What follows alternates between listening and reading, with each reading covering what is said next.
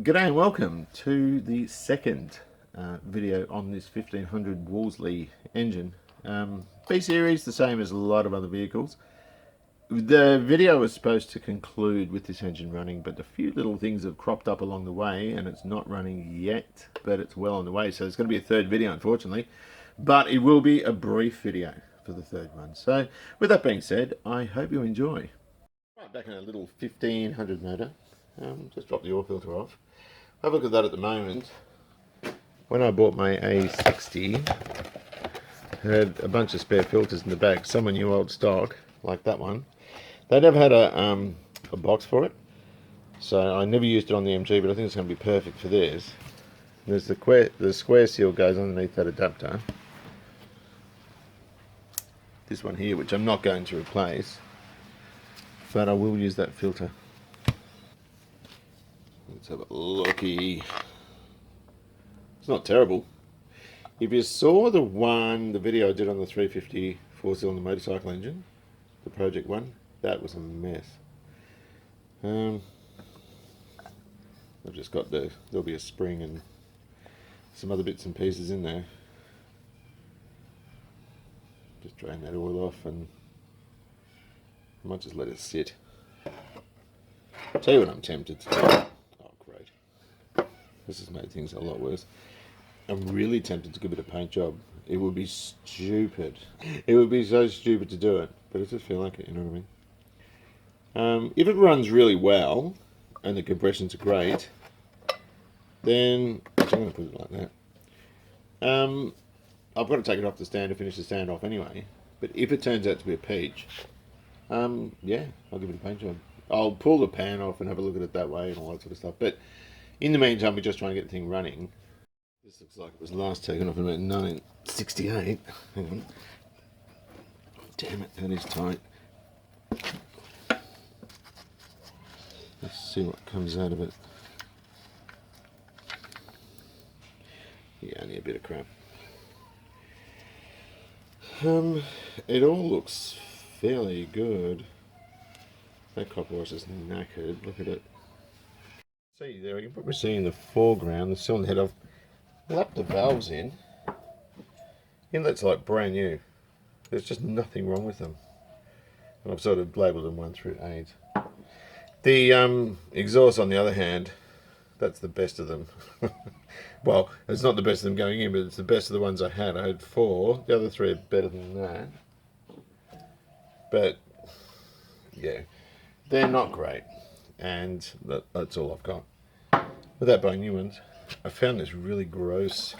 Like, I was given this paint from a guy, and there's much black in there, black enamel. Let's have a play. Let's see what's in here. Oh. I think it was a mistint and someone took it back, and he was closing up his paint shop in Ringwood. So I said, how much is this? He goes, oh, you can have it. I'll never get rid of that. And he's right. Oh, that is disgusting. Can we use it? I've got a stirring stick. Oh, God. The BMC cars had funny colours on their engines. None of them look like that. But there was a deep olive. And I've got a couple of cans of... Jeez. This is just... this is QD, so it's crap stuff anyway. But I wonder if I can mix some of that with some black. See what we come up with. I don't think we're going to get any joy out of it. But, you know what? If I can use it, I'm going to use it. It looks like it's been reduced heaps. Enamel's normally a lot thicker than that when you get it.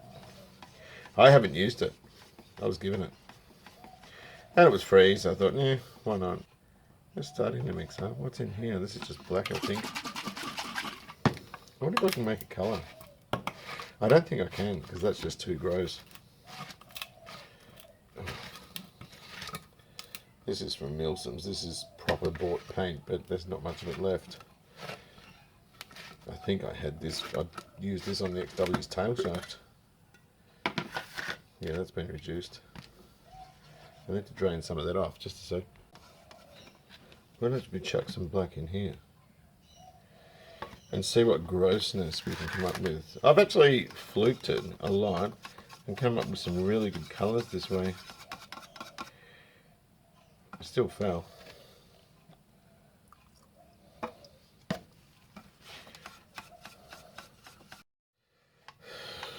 Right, that's the stuff, that's the colour. If it's not, it's very, very, very close. I might just add a bit more of that, and a bit more black to give me what I want. Now we have a can of engine paint. That's bloody good. Oh, I'm going to use that. That's cool. Been putting valves in. You can see I've got most of them. Just got to do this last cylinder, number 4, and get it all done. I'm just going to lubricate the guide. Yeah, sorry about the camera. I've got to put oil in this thing. Okay, there we go. All up and down the shaft, and put him in. And they seem to be fine. There's a valve stem seal, which there goes on, which is bastard to get onto. It's not particularly easy. There we go. And we've got a retainer, a cap.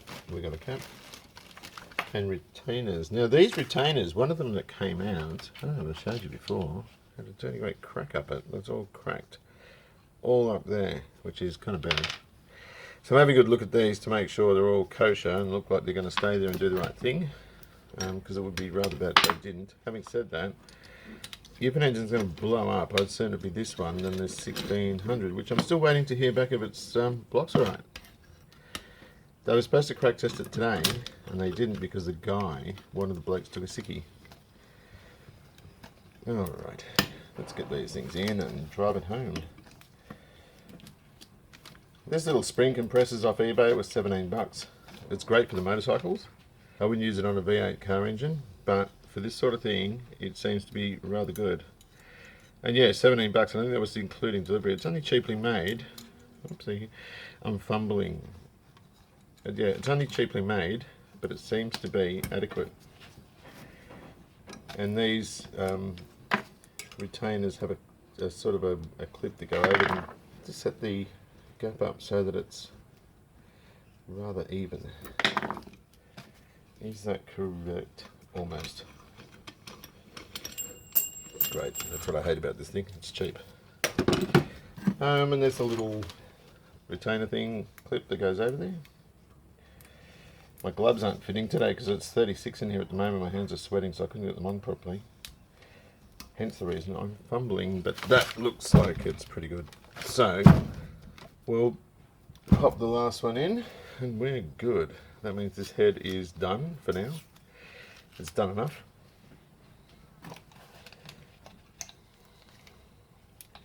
And I'm dubious. This is the valve I'm dubious about. It's not great. In fact, I wouldn't put it in an engine I was going to use on the road. So really should have another one put in. Well, we've just thrown this old head back together. That's the one that came out of the motor. There's 2 burnt exhaust valves in it. 2 that we didn't use because we just didn't like them. They look terrible. And really, it looks like a rebuildable core, but it's just a place to park some crappy parts, that's all. So I'll throw that back in the shed. There's one of the clips flew off. It's around here on the floor somewhere. So they can go back in the shed and we can forget about heads now. So let's go do something else. Okay, rocker shaft. Here it is in all its bad glory. We've given it a slight cleanup. You can see it's all worn. All through this area here. Now that is the bottom of the shaft. So basically all of the pressure from the camshaft and the valve spring is pivoting on that. It's pushing up from both ends and just sort of working around and doing damage. The only way to do this really is to replace this. And when you replace it, you take out the bushes in here, which are very cheap to buy, but new ones have to be put in, they have to be reamed. Now what I've done, I'm going to do something unorthodox with this engine. I'm going to actually turn the shaft upside down. All of these are 180 degrees away from each other, including this hole here, which is a lock for the last of the caps. It has a wedge in it that fits in there, and a small hole in the back. And I've taken that small hole out and put that in there. Now the other thing with it is there's going to be some maybe oil pressure drop, but it doesn't matter. This engine's not going to be run hot, it's just on a stand. With this engine, actually I wouldn't use it in a car. I would replace the rings, bearings, rocker shaft and the 4 exhaust valves, and it'd be good for another many miles. So in drilling that, I've blown it out, used a magnet always. If there's any swarf still in there, it doesn't matter, it'll get caught up in those bushes and chew those out. So you'd replace them anyhow. The first thing I guess I'm going to do, that is the base. I'm going to put it in that way, so I'm going to whack a split pin in here, and then that will form the lock for the back. There's a flat washer which goes on, which isn't particularly tidy, but it'll do. Hang on, my gloves don't fit well because it's warm and I'm sweating. And a small spring, and that small spring is only to service this rocker arm here, because after that we've got the post. Now, which is that? Hang on, which is which? That's what's this one here? Right, so let's give him some oily and put it together. Yeah, there we go. Lovely and slippery. If that goes to the back, the rocker arms go that way. That would be how they go. And they freeze a bird. Then we're going to use that cap where we're talking about. And I'm just going to line that up and put the grub screw in, and that will lock the shaft to the cap. And then everything's in line. That means we'll just get an air nozzle, put it through there, we should see air come out, or feel air come out. Then we just bang it together. The first time you see these sorts of things, when you pull them apart, you go, oh, springs, you know. It may feel a bit daunting, but it's not a problem. And it'll self-center as you tighten that up. Maybe Loctite would have been good. No, I'll do it the right way. There we go. So that's locked on. That moves, and it's got that spring to keep it where it's meant to be. And it's time for tea. And then it's just a case of, you know, putting these guys on. And the rest of it is just fairly easy. Hang on, that's the wrong way. It goes this way. Then we've got a spring, and the spring will hold it all central. And which way is it? That goes that way. Sweet. Then we've got a post. Oops. Get on there, you silly post. Then we've got another rocker arm. We'll give it more oil, and it's just that's all it is there is to it.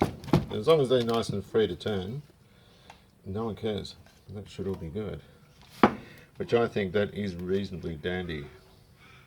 So I've done a dodgy thing with that. Actually, I've got that split in the wrong way. It goes this way.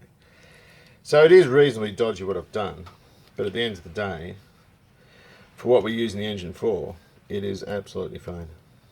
No problems. And I'll give those split pins a haircut, and that is it. They're all facing the right way, and they all move. So that can go back on the engine, and I'll spray those with a bit of CRC, and I'll crack them, and then we'll set the valve clearance. Very proud of myself because I've had this oil filter here, this cartridge, for a long time. So I thought, you know what, I've got a use for it now, so I'm going to stick it in this little Wolseley engine. The trouble is, it's different because the one that came out is a different type. Now, it's a different number and a different type. I can't use that. So these fit in there and seals against there. Now, what I've had to do is buy a new oil filter. Where is it? Here it is. This is an R2058P, and it looks very much the right one. Ryco being Ryco, give you the O-rings. Us being us, probably won't put them in. But what this means, these O-rings actually stand proud anyhow, so I'm not worried about them. I think, oh, stay there. I think that goes like that. I think. Then that goes like that. Then the O-ring goes on. Then the flat washer goes on. Then the spring goes on. Then that goes on. Voila. Then we put the filter in and we screw the son of a gun to the block. That is how it goes, I'm pretty sure. So I'm going to go and do that. Put a new sun plug washer in. I've got to try and find one. The engine's been draining for a couple of days, so I'll try and find a new pardon me, copper washer, and we'll put some oil in. I haven't got any copper, but this XF Falcon one seems to go really well. It's either XF or EA. I've got two types. That'll do. Coles motor oil. This is what we're using in our engine. It was $17 for 4 litres. That should be enough in there. If it's not, I'll just top it up with something else. This is SL rated. So that, I don't know what year SL rating came out, but that's going to be more than adequate for our engine. The weight, 15W40. So the weight when it's cold, the weight when it's hot. Traditionally, you would get a 2040 in this engine, but 15 will be fine. I found this. This was in Bunnock Road in our first house when I was a child. Interestingly, it doesn't say what the weight of it is. I actually don't know. I've just got to put my glasses on so I can read a bit of stuff. It's SE rated. So you wouldn't put that in a modern engine. It wouldn't be any good. So SE would be, oh, I don't know, I'm going to guess early 70s to early 80s, maybe 73 to 83, something like that.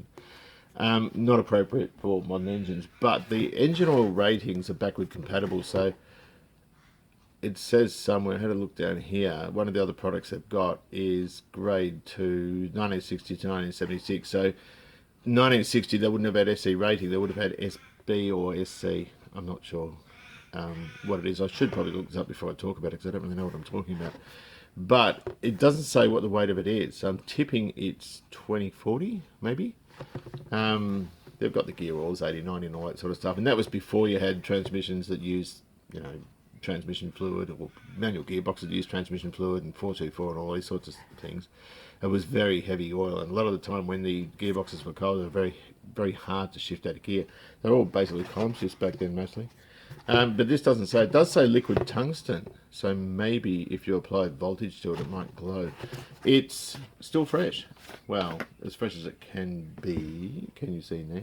It's, well, fresh-ish. It's kind of honey colour. So, yeah, it just was quite interesting to sort of pull this out and have a look at it. It was covered in muck, I sort of wiped it off.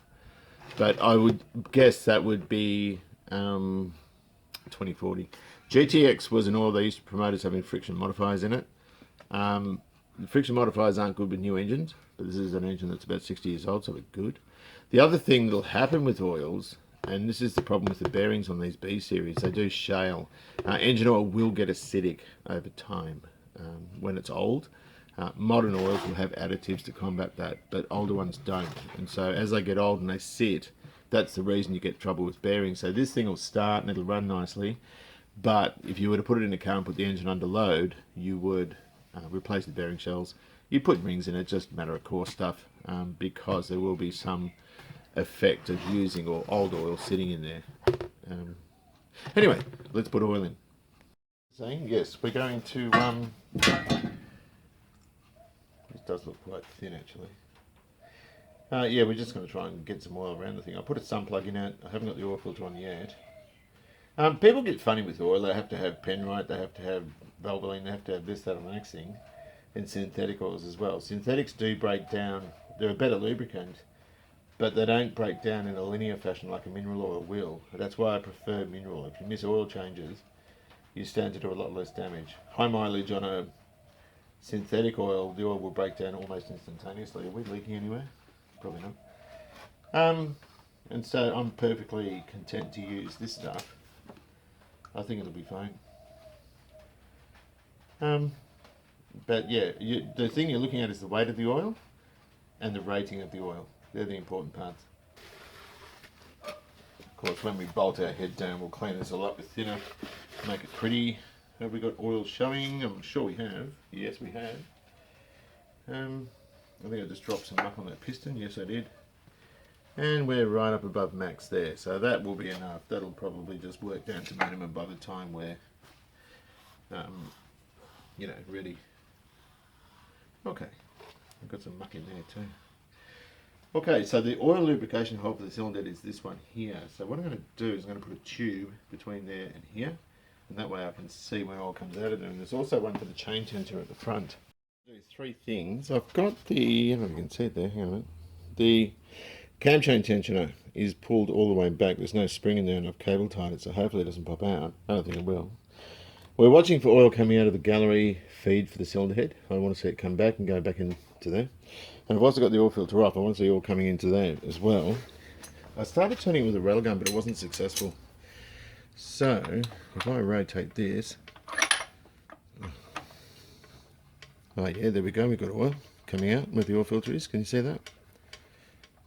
That's sweet. We haven't got it up there yet, but that looks fairly clean in there. So that's all working. So I'm going to pop the oil filter on, fill it, and then we should see oil up here. Right, so the oil filter's on. Let's just keep turning this. We're filling the oil filter up now. I'm just turning it with a speed brace on the cam gear.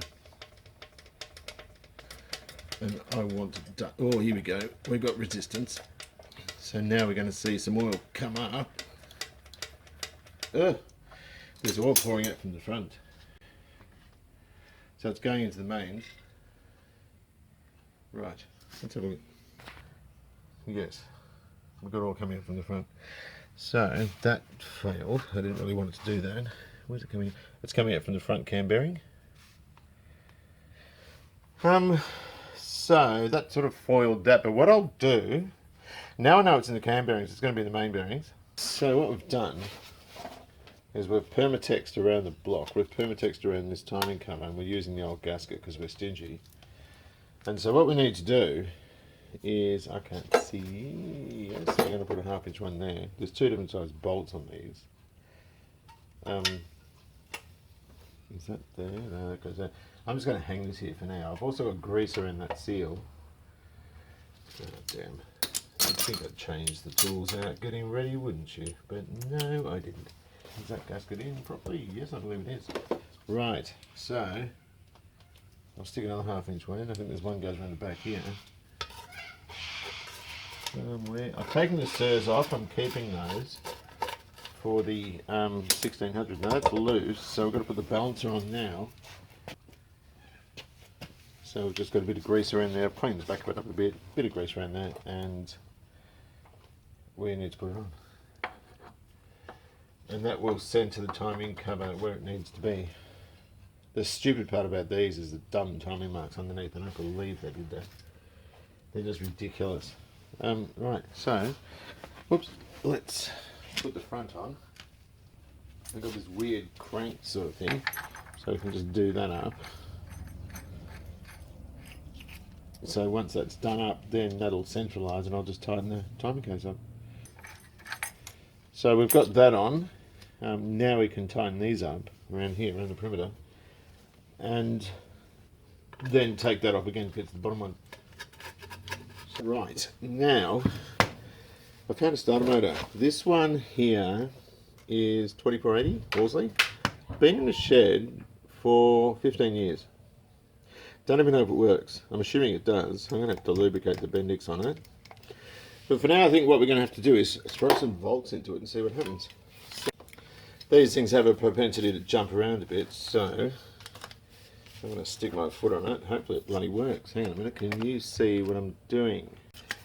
Alright, fingers crossed, because without this we're screwed.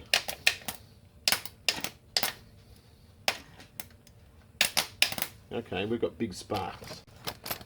We've got big sparks. We're not getting much at all, so I'm going to have to pull it apart and find out what the hell's going on with it. Oh, right, so I'm sort of reluctant to take any of this apart. The rear casing's broken all around here. It did appear that the bearing was, or the bush at the back was very, very... Charlie, Rosie, Alana, what, Susie. it does seem to be quite a bit freer. The commutator looks great. It's nice and bright and clean in there. I think that might be alright. I'm not sure. I'm just oiling bits and pieces of it. I'll lubricate that track to help that a bit too. That's all I can do. I don't want to I don't want to get too far into it. Do you know what I mean? Like,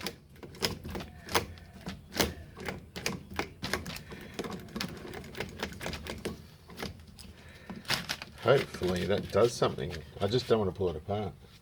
So I think what we'll do, I might just throw some more volts into it and see what happens.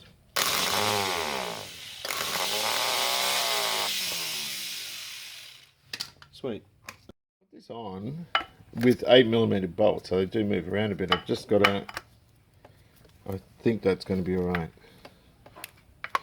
I think what we'll do is we'll stick bolts in and watch it happen. Right, so I've got a problem. What's happening, there's a sort of a nut at the end with a washer that goes over there, and there's a split pin goes through it. It doesn't give, when that's on, I'll just stick it there for now. When it's all the way down there, what happens is this inner thread comes down, or can stay there, and then the Bendix misses it, and this just free spins in between. And so what we need to do is work out, I think I've got this bit of chrome pipe, and what I can do essentially is, well, that fits inside. I'm wondering if this might provide some sort of alternative for now. I'm going to screw that down. Because aside from that, that's the only problem. So, but you know, the thing that worries me a bit is when it starts, like that'll throw down now. We'll see what happens. I'll just hit it just a moment and see if that does anything. It does. Runs out of puff pretty quick. Right, so it does rotate it. I don't know how good that battery is, so I might leave that in there, that piece of sleeve, and just tighten that up. And yeah, we'll just work on that, on the premise of that. There is a lot of end play in that motor, or in the axle. I might move this out a little bit just to let it center itself, because I think it's binding up from the sound of it, because I don't think that battery is unhealthy. So anyway, look, I'm just going to tighten that up and we'll see how we go. Right, so I've got starter motor woes. There's the rotor out of the 2480 starter motor. It's knackered. The commutator has got wear on it, but you can see how thick the copper is. You never see that on modern ones. You can actually put that in a lathe and turn those down, resurface them. The back plate is knackered. It's all broken. I don't think that'll stop it working though. This front one is completely gone. There's all sorts of play. Of course, you can see it there, just how much it's walking around. So much so that there's copper residue in there, and it started to get into the rotor windings. Now, if they break, or if any of these break, the same with the stator windings if they short, the engine or the starter motor will still rotate, and rotate quite fast, but it'll have no torque. So that's probably what's going on. It's sort of kicked over to the side, and they're shorting out against the casing because that bush is gone. So that could be bored and a bush putting in there and blah, blah, blah, blah, blah, but it's just not practical at this point.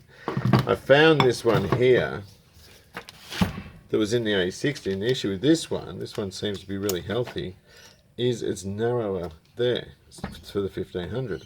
So even if I get the 1620 rear plate, which is here, let me try and manipulate this a bit so you can see what I'm talking about.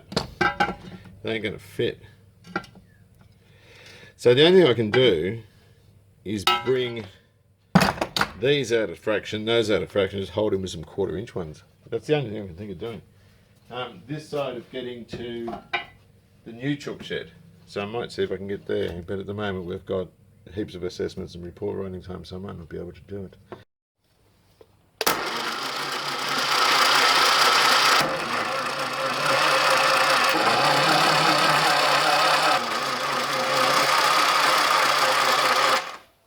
It's a good thing we cranked this, because there was a blockage. I just threw a long screw, a starter motor bolt from the other thing into it, and then it all sort of started oozing out. But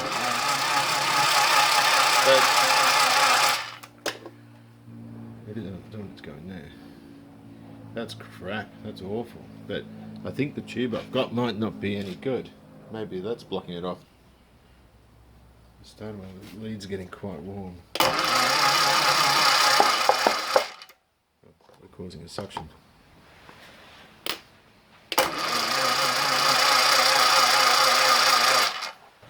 I just learned something. So I've been cranking this thing over, waiting for oil to come up out here. The most I saw was welling up, and then as I pushed that bolt down, it would ooze out. I wanted to see it gush out, like you would in a small block engine, but not like this. Now, what I've read about, here's a camshaft. This is the rear of the camshaft, and it's got a little notch there. I think that's the notch. There's one either side. Now, on the one I saw, the 1800, it had one. It didn't have two. Now, the way this works is quite unique, really. There are two galleries. One's a supply gallery, and one is a feed gallery up to here. Now, the feed gallery is blocked off by the camshaft journal, and as it rotates, it's allowed to jump across into the supply. So you only get a very small pulsating bit of oil coming up through there anyway.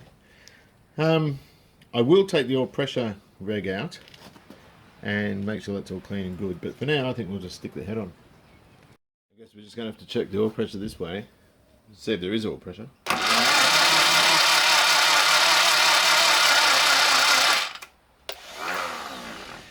It's going up. That's the main thing. Running it should be up around 60 or 70. But we know there's oil pressure there, that's fine. So we cleaned up the studs and wiped over the deck with thinner. There's a couple of things. This gasket, I mean, you've got to cut out that way so it looks like it fits there. The main thing is, the main thing is, there's a couple of things. There's a big hole at the front for coolant, big hole at the back as well. These things are symmetrical. So that actually looks a bit blocked. That one, I might just unblock that. They're small at the front, they're larger at the back, and the reason for that is because the pump is going to force coolant, more coolant down toward the back to cool the cylinders, and then through the head. If these were open, path of least resistance is going to stay around the front, your back cylinders are going to get a bit fried. So this hasn't got anything on it about front or top. Normally they'll say top on them. There's a nitrile sort of material on there which will bond when the head's been clamped down. I'm going to put copper up because the head's the hottest part and copper's a good heat conductor. And I'm just going to lower him down over the studs if I don't screw it up. Hang on. I'm sort of pushing the studs in to get the gasket down. They get caught on the threads. Okay. And we've got to just make sure all the oil gallery hole there is open, coolant one's open, push rod open. There's nothing under there which doesn't, or that's blocked over by the gasket. And it looks to me like that's all pretty sweet. Although, oh yeah, no, that's all right. That's cool. I'm just going to get a scribe and just push that in. And again, we've cleaned it off with thinner. I don't know if you can see there, but it's pretty squeaky. And that is going to go down like that. Right, now, a couple of things. I haven't got the right washers because some of the ones that came off are knackered, so I'm just going to put these new 3/8 ones on. Not pretty, too modern, very hardware shop, but what do you do? They can go over these ones, rounded side goes up, or the punch side. That should go that way. I'm fussy about stuff like that. I've also made some rudimentary tone marks on the front so I can see exactly how everything goes. And in all my wisdom, I put the rocker shaft together the wrong way. So now I've righted that. I guess push rods are next. Get a tiny bit of assembly lube. I don't want it to go on the gas because I haven't tightened it up yet. I just want to put a tiny drop in each of those. Obviously it's going to take a little while for the what do you call it, the oil to come up, and so I'll just put a tiny bit in there and also on tops of the valves. And these things, you put them in and they kind of feel, you can feel the suction on them pull the lifter up when they're in, because we filled it through with oil there, so the lifters will have oil sitting in the top well of them. That'll do. Oh, get on there. Also, I've got to change that around a bit because it's sort of not. It has to be horizontal. So once I tap that down, that is awfully difficult to tap down. Maybe because it's not square, you idiot. That's better. And just line up these little pushy rods. I'm not experienced with these things, so if I'm doing something wrong, tell me, because I really don't know what I'm doing. I'm just going to pull those down into the cups. And it's not 100% clean. I haven't done a mental cleanup on it. Bloody. Rightio, so I've changed that stud out. It's a little bit too long. It's the only one I've got. So I just put 2 flat washers underneath it. 1, 2, 3, 4, 5, 6, 7, 8. Did I put that one? 9, 10, 11. Right, so we should be good. Well, I've done the valve clearances. These are good, 1, 2, 3, and then you do this one here, then you go 1, 2, 3, and then that one there. So I've set them all up at 15,000s, and they're all looking good. I'm looking through the lens, so if I get it a bit screwy, you know why. There we go. This one here could probably use a nip up, but you know what? For starting, it should be alright. So I think we'll hook up the compression tester and see if we've got compression this time. Okay, so we started with no compression. We've done dodgy on the valves and the rest of it, so let's see how we go now.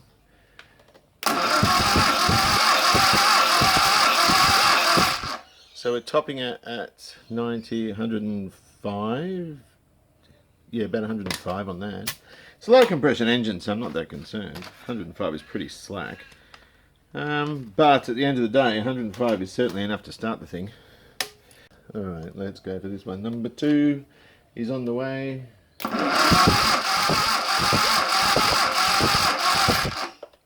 have we got there? 120-ish. 120 we'll call it. So there's already ring wear because they're beyond sort of 10% between each other, if that makes any sense. But you know what?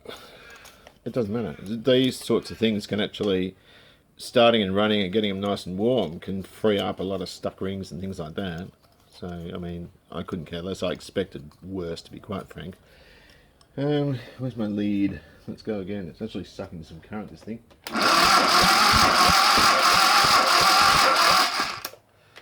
So we're on 100 and, what's that, 90, 100, 110 for that one. Now the 4th one worries me because that had a crook valve, or at least an exhaust valve that I wouldn't want to use, or I didn't want to use, but let's see how badly it's affected it.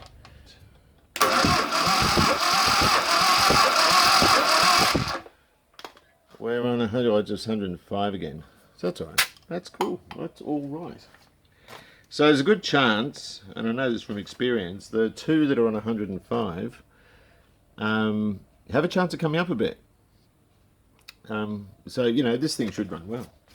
The thing that worries me, though, is the starter motor, when you put all the plugs in, really does struggle to turn it. So I know it's got a couple of dead field windings in it, which means, I hope I don't have to get a starter motor, but at the end of the day, there's oil pressure, there's compression. So half the battle's won. Anyway, I haven't got too much time to do any more on this video. It's going to be too long. So we have to do a 3rd video, and that's just the nature of it. So I hope you don't mind that. Anyway, take good care of yourselves, enjoy Classic, and I'll see you soon.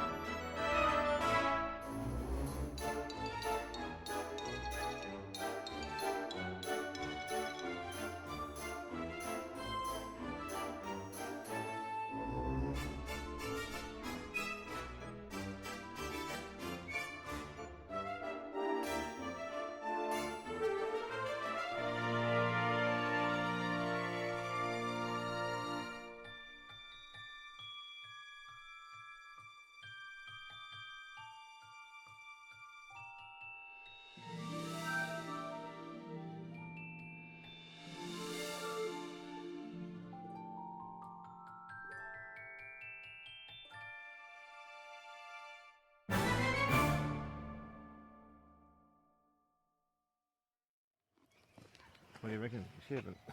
Shit.